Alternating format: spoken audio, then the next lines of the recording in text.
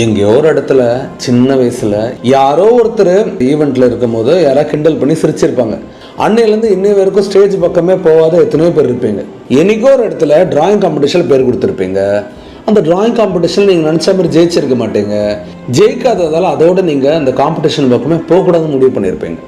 ஒன்று பீப்புளோட கிரிட்டிசிசம், இல்லை வெற்றி கிடைக்காத காரணமால ஒரு சோகமாகி லோ செல்ஃப் எஸ்டீம்குள்ளே போயிருப்பீங்க.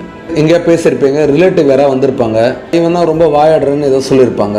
அதோட நம்ம பேசவே கூடாது முடிவு பண்ணி பேசுறதே நீங்கள் மறந்து இன்ட்ரோவர்ட்டாக உங்களை மற்றவங்க கூப்பிடுற நிலைமைக்கு நீங்கள் மாறி இருப்பீங்க. சம்டைம்ஸ் நெகட்டிவ் ஸ்டாம்பிங்ஸ், நீங்கள் இவ்வளோதான், நீங்கள் வேஸ்ட்டு அப்படின்னு சொன்ன சில பேரை நம்பி நீங்களும் அவ்வளோதான் நம்ப ஆரம்பிச்சிட்டீங்க. டீச்சர்ஸோ இல்லை ரிலேட்டிவ்ஸோ இவங்களா சொல்கிறதால நம்ம நெகட்டிவாவோ இல்லை வேஸ்ட்டாவோ மாற போகிறது இல்லை.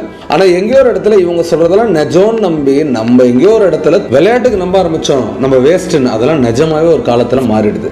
இது வரைக்கும் விட்டு கொடுத்து உன்னை மட்டம் தட்டி ஓரம் கட்டி என்னத்தை சாதிச்ச? இந்த நிமிஷத்துல இருந்து அவனை பண்ணலாம். என்னன்னா ஒன்னு நீ பாராட்டிக்கோ, சின்ன சின்ன விஷயத்துக்கு உனக்கே நீ ட்ரீட் கொடுத்துக்கோ, நீ நல்லா சாப்பிடு, நல்லா என்ஜாய் பண்ணு, நல்லா தூங்கு. ஒரு லைஃப் தான். நான் என்ன கேட்கறேன், இவ்வளவு நாள் ஒரு கோழையா இல்ல எக்ஸ்ப்ளோர் பண்ணாத இல்ல உன்னை அப்ரிஷியேட் பண்ணாத ஒரு வாழ்க்கை நீ வாழ்ந்திருப்ப. இந்த நிமிஷத்துல இருந்து ஒன்ன கொஞ்சம் அப்ரிஷியேட் பண்றதுக்காக ஆரம்பின்றத நான் கேட்டுக்கிறேன்.